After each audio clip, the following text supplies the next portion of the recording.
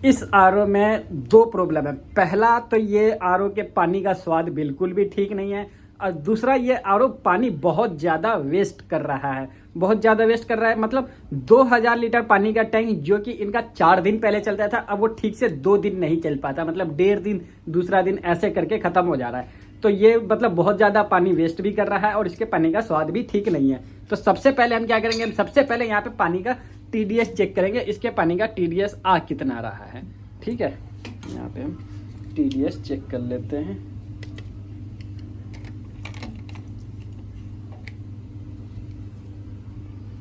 तो यहाँ पे इसका TDS है 34, नॉर्मल है, बहुत ज़्यादा नहीं है बहुत कम नहीं है, ठीक है 34 तक बहुत बढ़िया TDS में कोई समस्या नहीं है।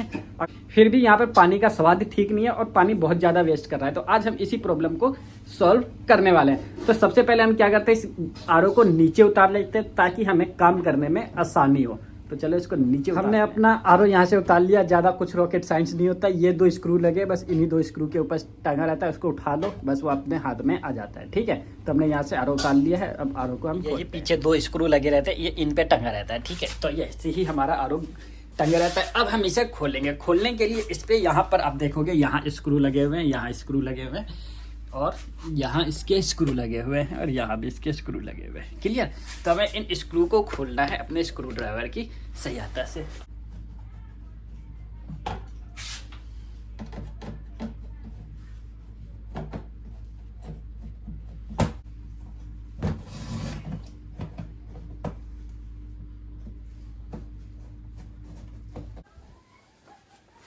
इसके सारे स्क्रू खोलने के बाद हमें इसकी बॉडी यूं पकड़नी है और ये हमारा इजीली आसानी से बाहर आ जाता है और कुछ नहीं करना पड़ता। अब यहाँ पे आप देखोगे इसके अंदर हमारे पास ज़्यादा कुछ भी नहीं है, कुछ सिर्फ और सिर्फ 4 चीज़ें हैं।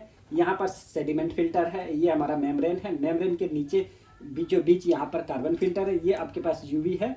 बस ये 4 आइटम लगे हुए हैं। उसके बाद मोटर है, ये बाकी सारी चीज़ें ऐसे है बस, और ज़्यादा कुछ नहीं है। तो यहाँ पर ये 4 चीज़ें हैं जिन्हें हमें बदलनी है, क्योंकि पानी बहुत ज़्यादा वेस्ट कर रहा है और पानी का टेस्ट भी ठीक नहीं आ रहा, जो कि पहले ठीक आ रहा था, कस्टमर ने कहा पहले बहुत बढ़िया था, अभी लास्ट कुछ टाइम से ऐसा प्रॉब्लम कर रहा है। तो लास्ट हम इन सभी चीज़ों को चेंज करेंगे और फिर हम यहाँ पे एक अल्कलाइन फिल्टर भी लगाएंगे, जो कि मैंने कस्टमर को कहा था अगर आपको टेस्ट अच्छा चाहिए तो आप एक अल्कलाइन फिल्टर लगा लो, उससे टेस्ट बहुत बेहतरीन आएगा। जो आपने पहले लगाया, जो पहले पानी का टेस्ट था ना, उससे भी ज़्यादा अच्छा टेस्ट आएगा। तो कस्टमर हमारा मान गया है, उन्होंने कहा ठीक है फिर आप लगा दो। तो लास्ट में हम यहाँ पे अल्कलाइन फिल्टर भी लगाएंगे। तो चलिए सबसे पहले हम इन सभी चीज़ों को चेंज करते हैं, स्टेप बाय स्टेप मैं आपको बताऊँगा। तो गाइज हमने सारे के सारे फ़िल्टर निकाल दिए हैं। यहाँ पर आप देखोगे हमने इन सभी को निकाल के अलग कर दिया। अब इन सब चीज़ों की हमें ज़रूरत नहीं है, पाइप हम हर एक चीज़ बदलेंगे। तो कंप्लीट अब यहाँ पर हम आपको बताएंगे कि हमें किस तरीके से इसकी सारी चीज़ों को बदलना है। तो चलिए शुरुआत करते हैं। तो अभी हम शुरुआत करेंगे, सबसे पहले हम यहाँ पर शुरुआत कर रहे हैं सेडिमेंट फ़िल्टर की। तो सबसे पहले हम यहाँ पर एक सेडिमेंट फ़िल्टर लगाएंगे।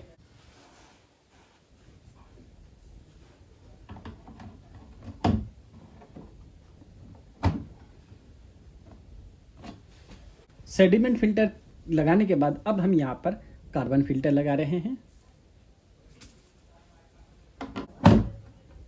हमें फ्लो का खास ध्यान रखना है। यहाँ पर आप देखोगे यहाँ पे फ्लो इस तरफ है, तो हमें इसका फ्लो भी इस तरफ ही हमने यहाँ पर दिया है। यहाँ पर यहाँ फ्लो इस पे लगा हुआ है, इसकी स्टिकर पे फ्लो नहीं है। ठीक है, तो हमें फ्लो का खास ध्यान रखना है। तो अभी हम पहले इन दोनों की कनेक्शन कर लेते हैं ताकि आगे आपको कन्फ्यूजन ना हो कि हमने कैसे क्या कर दिया। ठीक है, तो हम सबसे पहले इन्हीं की कनेक्शन कर लेते हैं। तो हम यहाँ से शुरुआत कर रहे हैं। ये वाला हमारा इनलेट पाइप है ऊपर वाला, नीचे वाला हम यहाँ पर आउटपुट रखने वाले हैं वेस्ट वाटर के लिए। ठीक है, तो यहाँ पर हम यहाँ सबसे पहले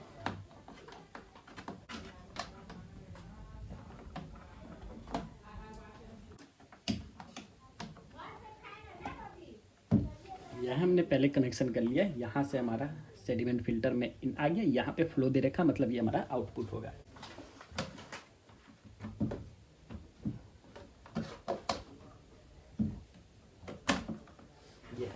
इसका आउटपुट सेडिमेंट फिल्टर का आउटपुट कार्बन फिल्टर का इनपुट होगा।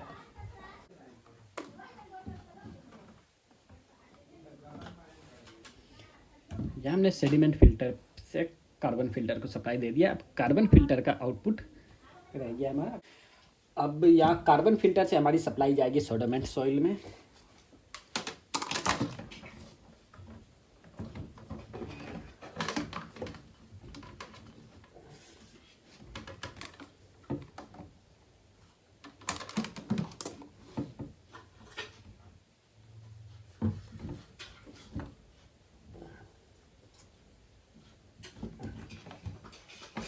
सोडियम एंड सॉइल से सप्लाई जाएगी हमारी मोटर बूस्टर में, ठीक है। यहाँ मोटर बूस्टर में हमने पहले ही सप्लाई डाल दिया है इसके पीछे से, तो motor booster sodium and soil से सप्लाई गई हमारी मोटर बूस्टर में।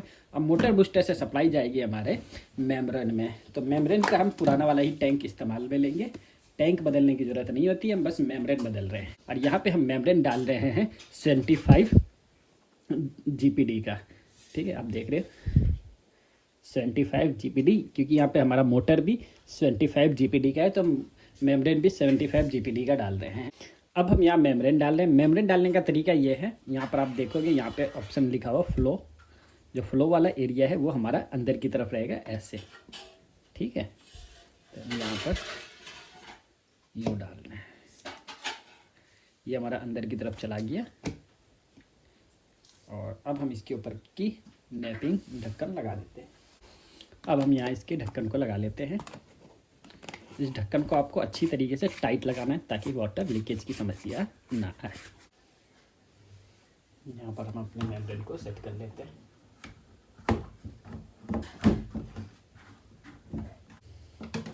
अब हम मोटर बूस्टर से अपने मेम्ब्रेन को सप्लाई देंगे। सबसे पहले हम यहाँ पे मोटर बूस्टर को यहाँ दे दिया, और यहाँ पर हम एक टी लगा लेंगे जो कि TDS एडजस्ट करेगा, क्योंकि अगर हमारे RO का TDS बहुत कम भी हो गया तो वो भी हमारे स्वास्थ्य के लिए हानिकारक हो सकता है, इसलिए हमें TDS एडजस्टर लगाना बहुत ज़रूरी है।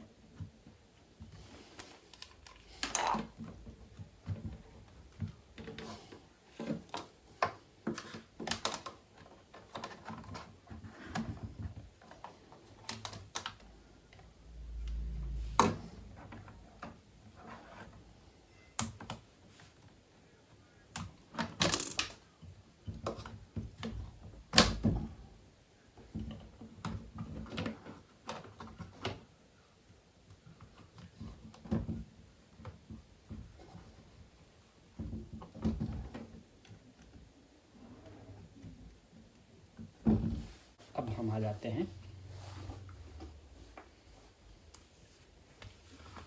अपने यूवी पर। अब हम आ जाते हैं यूवी लगा लेते हैं हम अपने यहाँ पर।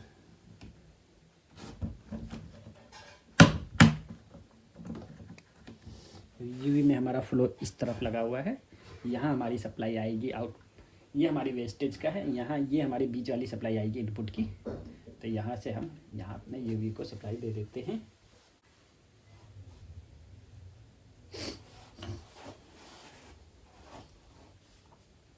यहाँ हम यूवी को सप्लाई देने से पहले यहाँ हम एक टी लगाएंगे।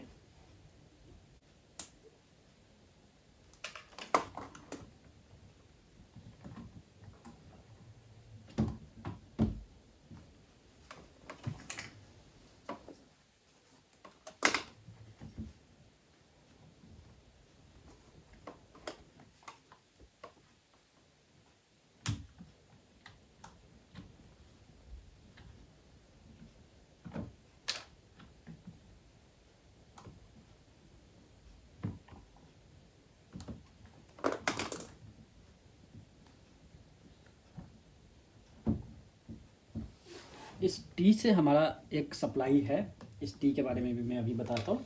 सबसे पहले हमने जो यहाँ पर ये लगाया है, यहाँ से हमें सप्लाई देनी है TDS एडजस्टर को। ध्यान देना, यहीं पे सारी चीज़ें लोग गड़बड़ आ जाते हैं, सारी प्रॉब्लम यहीं पर आती है। यहाँ पे जो हमने सप्लाई दिया है, यहाँ हमें सप्लाई देना है TDS एडजस्टर के लिए। हमारे पास TDS एडजस्टर है। TDS एडजस्टर का मेनली काम क्या होता है, RO से जो हमारे मेम्ब्रेन से जो प्योर वाटर निकलता है उसका TDS अगर बहुत कम हो जाए तो वो हमारे शरीर के लिए हानिकारक हो जाता है। इसलिए यहाँ पे TDS एडजस्टर दिया जाता है, जो कि डायरेक्ट बूस्टर पंप से, जो कि नॉर्मल वाटर होता है हमारा, उसको इससे अटैच करके TDS को हम एडजस्ट करते हैं।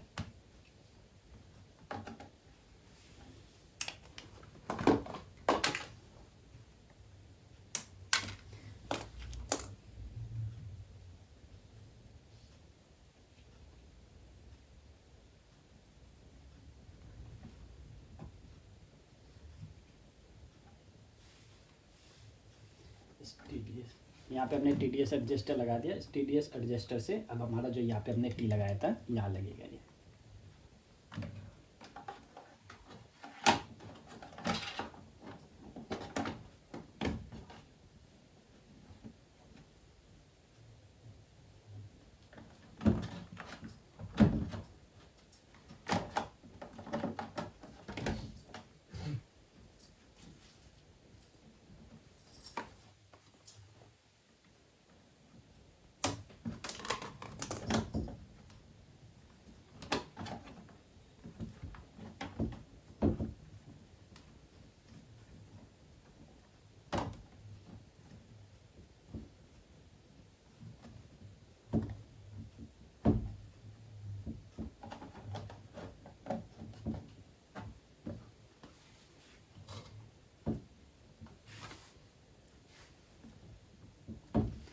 यहाँ हमारा सारी चीज़ें कंप्लीट हो गई हैं।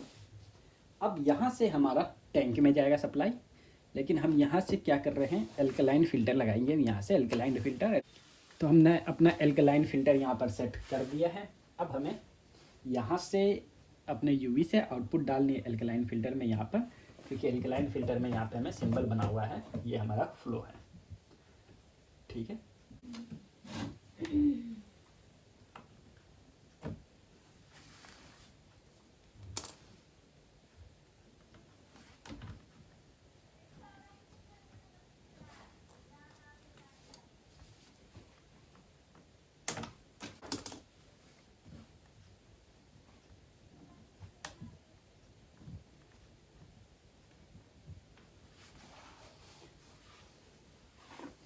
अब यहाँ से हमारा टैंक में सप्लाई जाएगा।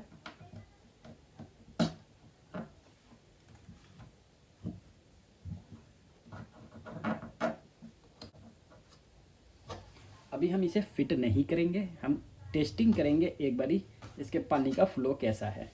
ठीक है, उसके बाद हम इसे फिट करने के बाद ही इसे सेट करेंगे। एक बारी हम यहाँ हमारा आउटपुट रह गया है, यहाँ से हमारा आउटपुट जाएगा वेस्टेज पानी का।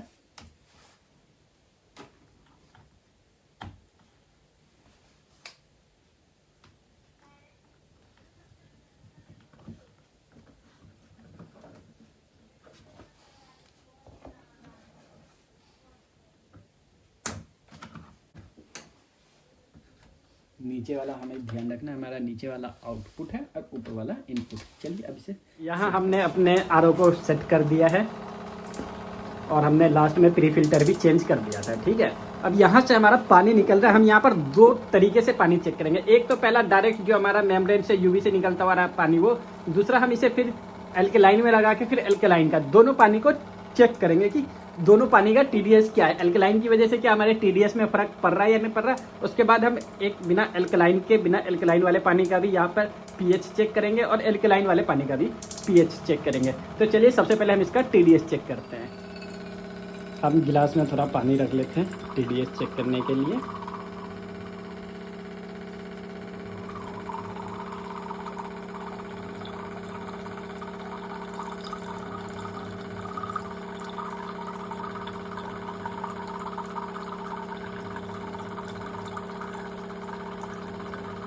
हमने आरओ को थोड़ा सा पानी वेस्ट किया, लगभग 10 लीटर पानी हम आरओ का वेस्ट कर चुके, जब जाके हम टीडीएस चेक कर रहे हैं। यानी कि आरओ चालू करते ही हमने टीडीएस चेक किया नहीं, आरओ का 10 लीटर पानी हम वेस्ट कर चुके हैं ताकि इसकी टीडीएस हमें एग्जैक्टली सही पता चले। यहाँ पर आप देखोगे इसका टीडीएस आ रहा है हमारे पास 85 टीडीएस है लाइक। और यहाँ हमारे गवर्नमेंट के अनुसार, WHO के अनुसार आप 150 से 300 तक का पानी पी सकते हैं। ठीक है, तो यहाँ टीडीएस का पानी पी सकते हैं। तो यहाँ पर हमारा 85 टीडीएस है, टीडीएस कम है। थोड़ा टीडीएस कम होने से क्या होता है, पानी का स्वाद बढ़ जाता है। ठीक है, हम यहाँ पे टीडीएस इतना ही बरकरार रखने वाले, टीडीएस कम नहीं करेंगे। यहाँ पे हमारे पास टीडीएस एडजस्टर है, अगर हम चाहें तो यहाँ से टीडीएस को और कम कर सकते हैं। मैंने टीडीएस इसका कम किया था, अभी सबसे लो टीडीएस इसका 4 है, 4 टीडीएस तक गया था, लेकिन 4 टीडीएस पानी पीने के लायक नहीं होता, इसलिए हमने यहाँ पे टीडीएस को बढ़ाया है। अब हम इसे क्या करते हैं, इसे सेट कर लेते हैं सबसे पहले एल्कलाइन में। अब हम यहाँ पर एल्कलाइन फ़िल्टर का पानी जमा कर रहे हैं। हम दोनों के टीडीएस को भी चेक करेंगे और दोनों के पीएच को भी चेक करेंगे। हमने अभी विदाउट एल्कलाइन वाले का टीडीएस चेक किया था पानी का, तो प्योर वाटर है हमारा 85 टीडीएस का। अब हम एल्कलाइन वाले का टीडीएस चेक कर लेते हैं और साथ ही साथ इनका पीएच भी चेक करेंगे। तो इतना काफ़ी है। अब हम पहले आरओ बंद करते हैं। हमने आरओ बंद किया है। ये हमारा पहले तो ये हमारा बिना एल्कलाइन डायरेक्ट मेम्ब्रेन से जो पानी आ रहा है उसका पीएच है 84। अभी 85-84 कोई बड़ी बात नहीं है, अभी 85 था 84 हो गया। अभी हम इसके थोड़े से पानी को झाड़ लेते, नहीं तो ये अच्छा टीडीएस नहीं बताएगा। ठीक है, तो ये भी 85-86 ये भी उतना ही है, लगभग 1-2 पॉइंट ऊपर नीचे हुआ है। ठीक है, इनका टीडीएस तो लगभग सेम है, लेकिन क्या अब हम इसका पीएच चेक करते हैं, इसके पीएच में कितना डिफरेंस आ रहा है। तो पीएच चेक करने के लिए यहाँ हमारे पास एल्कलाइन फ़िल्टर के साथ ये दिया होता है केमिकल, जिससे आप पीएच चेक कर सकते हैं। इसके अंदर देखो पीएच के कुछ मान दिए गए हैं। अगर इस आप पानी में इसे डालते हैं, इसका कलर अगर यहाँ से लेकर यहाँ तक आता है, मतलब कि 4.0 से 6.5 तक आता है, तो ये एसिडिक वाटर है। मतलब एसिडिक मतलब ये पानी पीने लायक नहीं है, एसिड वाटर है, ठीक है। और यहाँ अगर इसकी पीएच 7.0 है तो ये नेचुरल है, और 7.5 से 11.0 तक है तो ये हमारा एल्केलाइन वाटर है, ठीक है। तो ये इसके कलर है, इन कलर में अगर हम डालेंगे तो ये हमारे पानी का कलर चेंज करेगा।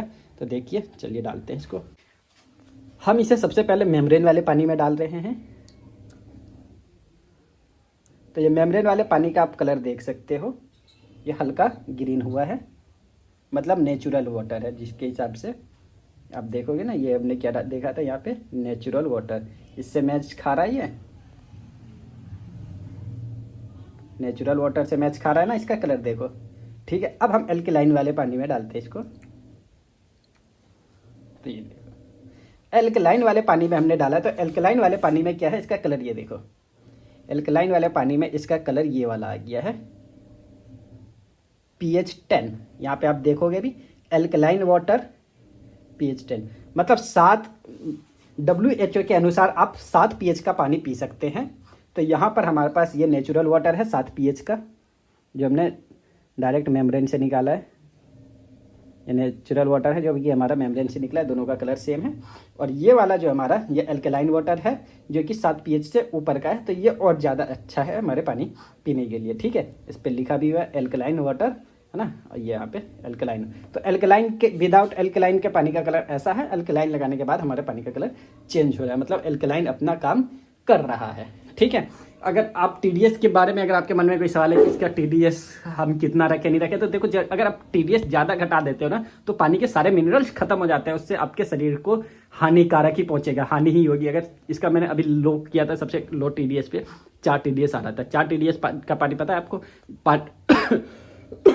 4 TDS का पानी हमारे गाड़ी के बैटरियों में डलता है, तो वो पानी हमारे पीने लायक नहीं होती। तो ज़्यादा TDS घटाने के चक्कर में मत पड़ो, TDS एडजस्ट करके रखो, ठीक है। आशा करता हूँ आपको ये वीडियो समझ में आ गई। यदि नहीं समझ में आया तो आप कमेंट बॉक्स में हमसे कोई भी सवाल पूछ सकते हैं।